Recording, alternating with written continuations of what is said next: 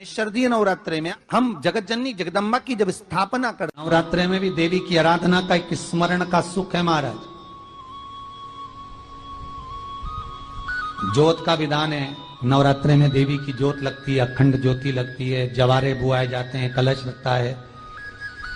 ज्योत का भी विधान है, जिसके यहां दिया अखंड जलाया जाता है, अगर वो दिए की लो, दिए की बाती अगर दक्षिण दिशा की होती है तो उसके घर में साल भर में एक घात जरूर होती है।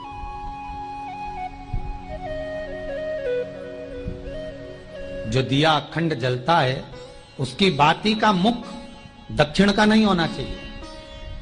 अगर आपने देवी भागवत का स्मरण कराओ, देवी भागवत को अगर सुना हो, तो देवी भागवत में स्पष्ट किया गया कि पूर्व की ओर मुख करा हुआ दिया, अर्थात पूर्व की ओर ज्योत जो जलाई जाती है वो संपदा की वृद्धि करती है। पश्चिम की ओर मुख कर कर जो ज्योत लगाई जाती है महाराज, वो वैभव को देती है। और उत्तर की ओर जो मुख कर कर ज्योत जलाई जाती है, उत्तर की ओर जो ज्योत का मुख रहता है वो आयु की वृद्धि करती है, घर में अकाल मौत को रोकती है।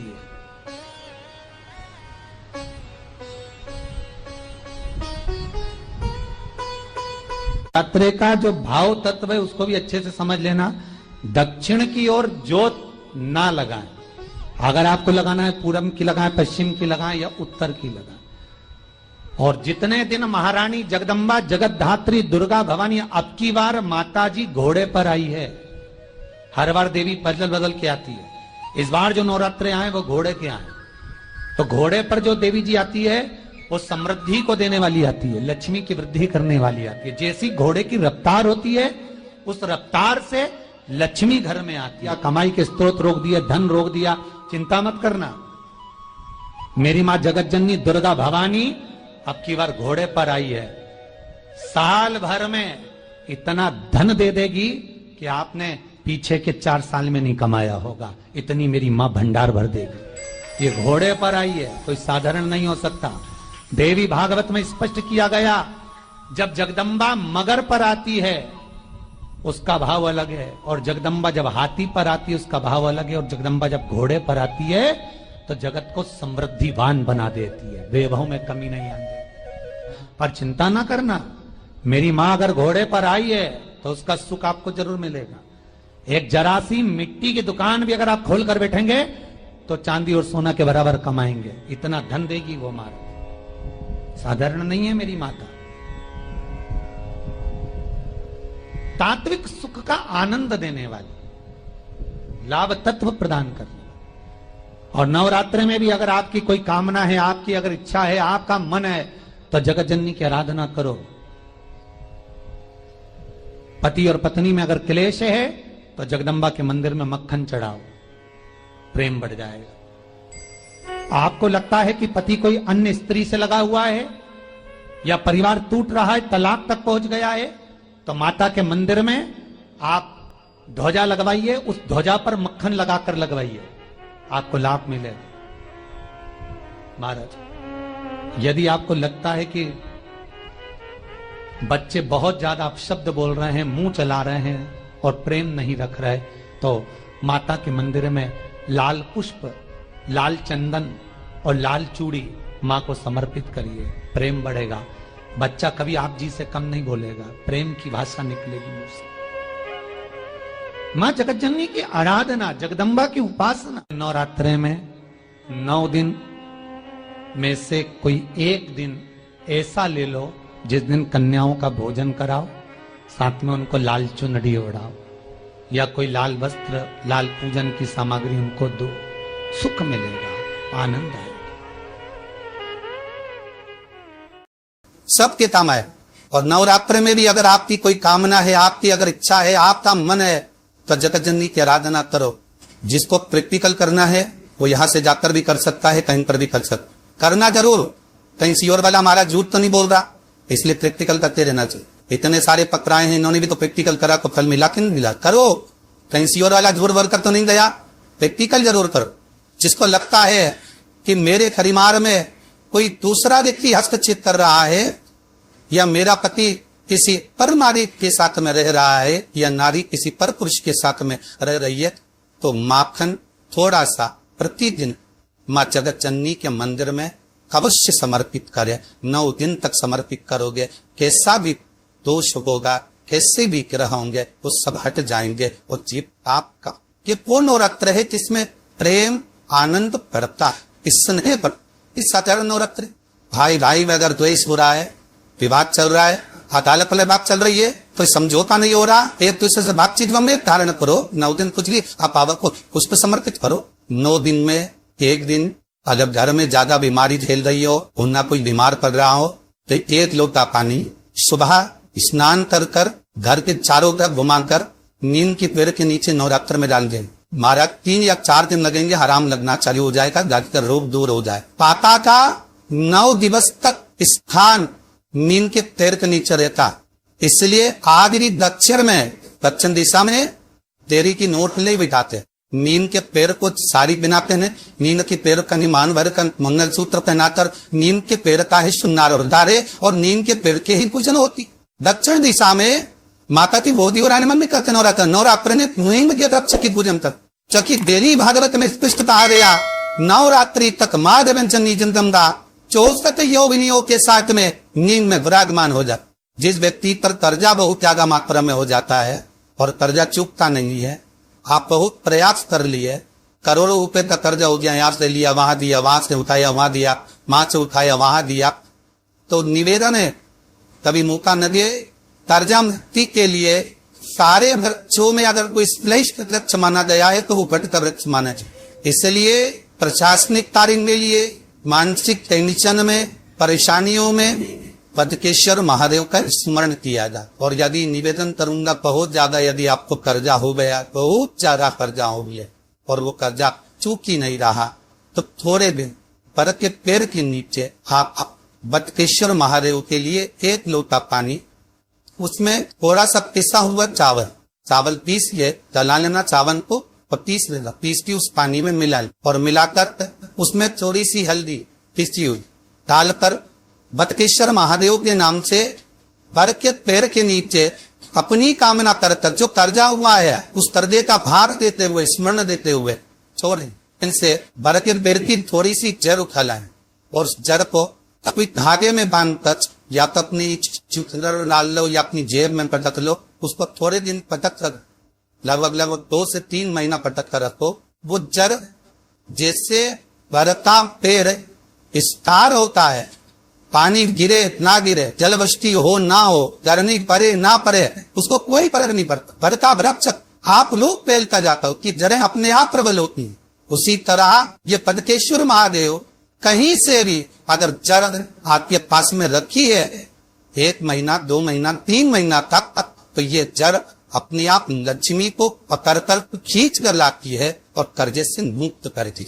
बदकेश्वर महादेव का स्मरण सुखता दे। आप शनिवार के दिन जो पीपल के वृक्ष में सरसों के तेल का दीप लगाता है, उसको शनि कभी परेशान नहीं करता। एक बात हमेशा ध्यान रखिएगा, मान लो अगर कोई भारी रोग हो, ऐसा शनि महाराज के कारण हो गया हो, अच्छे काम करते करते उल्टे हो रहे होते, किसी किसी के साथ में विपरीत परिस्थिति आ जाती है। अच्छा करने जाऊंगा बुरा हो जाता है, अच्छा कर्म करने जाऊं बुरा हो जाता है।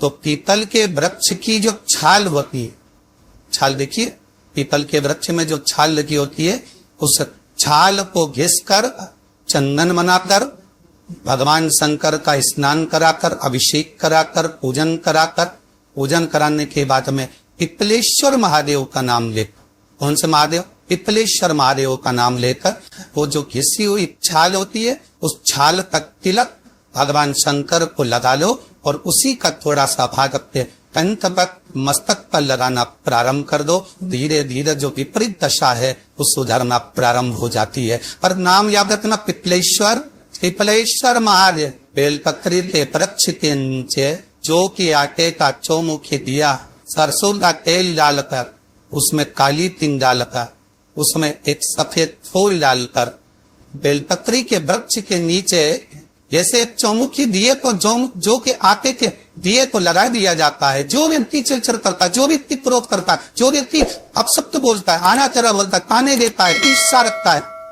घर में चिड़चिड़ करे, पूरे घर को अस्त व्यस्त करता रहता है, उस व्यक्ति का नाम और गोत्र बोलकर मात्र एक दिया लगा दिया जाए, व्यक्ति अपशब्द पहनापन कर देता है, उसका प्रेम प्रबल हो जाता है, उसकी ईर्ष्या समाप्त हो जाए, उसकी नफरत समाप्त हो जाए। कहां से बार बार कहते ना, कई बार आपको कहा कि आपकी अगर धन की कमी पड़ रही है, पैसा नहीं आ रहा, व्यापार नहीं चल रहा, दुकान नहीं चली, धंधा नहीं चल रहा, नौकरी नहीं लग रही, सर्विस नहीं लग रही, तो हमने बार बार आपको कहा है एक दिया बेलपत्री के पेड़ के नीचे लगाओ घी का, और एक दिया शंकर के मंदिर की चौखट पर लगाकर, बार बार आपको कहा, उस पर विश्वास रखकर लगाओगे, सुख मिलेगा, आनंद की अनुभूति होगी।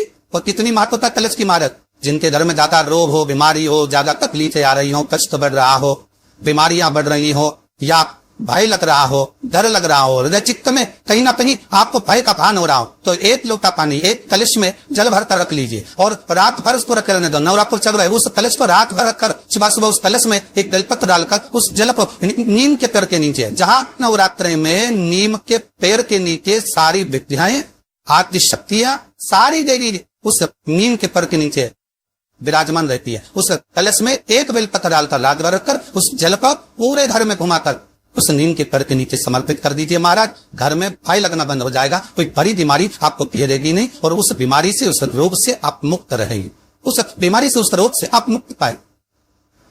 वो बीमारी आपको कलश पाए। सूखे आम के पत्ते जमीन पर गिर जाए, कैसे बढ़ते, जब पतझड़ का मौसम आता है तो आम के जो पत्ते नीचे जमीन पर झड़ते हैं, 21 पत्ते कहे दरकर उसको आग लगाकर जलाकर भस्म तैयार कर लीजिए।